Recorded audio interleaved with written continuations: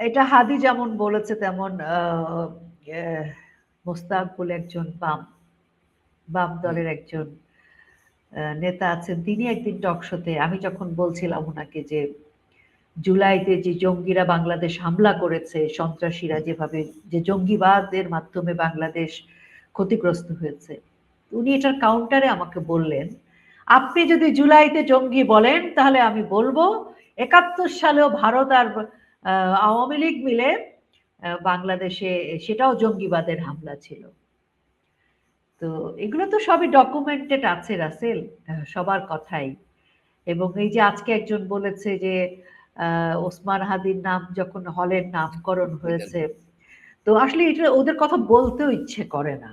এরা আসলে কি জানো, আহ, ওই যে বলে না যে ল্যাবরেটরিতে কিছু এক্সপেরিমেন্টাল মনস্টার তৈরি হ্যাঁ, হয়, ফ্রাঙ্কেনস্টাইন তৈরি মিমিক। হয়, এরা হচ্ছে মানে ল্যাবরেটরিতে তৈরি করা উৎপাদিত কিছু জঙ্গি, যাদের কাজ হচ্ছে আহ, নানান ধরনের জঙ্গি তাদের আছে। কেউ গলা কাটছে, হাত পা কাটছে, হুম, হুম, হুম। কেউ অগ্নিসংযোগ করছে, ধানমন্ডি 32 গুড়িয়ে দিচ্ছে, আর কেউ হচ্ছে রাজপথে এই সকল ভাষা প্রয়োগ করছে।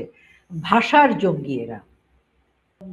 প্রধান উপদেষ্টার বিশেষ সহকারী আজকে একটি কথা বলেছে, সেটি হচ্ছে গণভোটে হা জয়ী না হলে ফ্যাসিবাদ ফিরে আসবেই। হুম, আরেকজন বলছিল যে আওয়ামী লীগ ফিরে আসবে, ফিরে আসলে আমাদের কি হবে, অর্থাৎ আওয়ামী লীগ ফিরে আসলে যে আইনের শাসন হবে, সেই হুম, হুম, শাসনের মধ্য দিয়ে আইনের মাধ্যমে তাদের রাষ্ট্রদ্রোহিতার বিচার কিন্তু আইনানুগভাবে হবে, এবং সংবিধানে তারা কেউ হুম, ক্ষমা পাবে না। তো যার ফলে তারা আবার সবাই একটু ভয় পেলেই বলে, ভাই আসেন একসাথ হয়ে যাই, মিলেমিশে আওয়ামী লীগ ঠেকাই, হুম, কায়েম।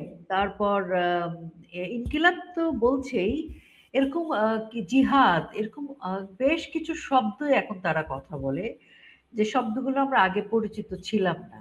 তারা নতুন নতুন ভাষা সন্ত্রাসের পর্যায়েও চলে গেছে এগুলো।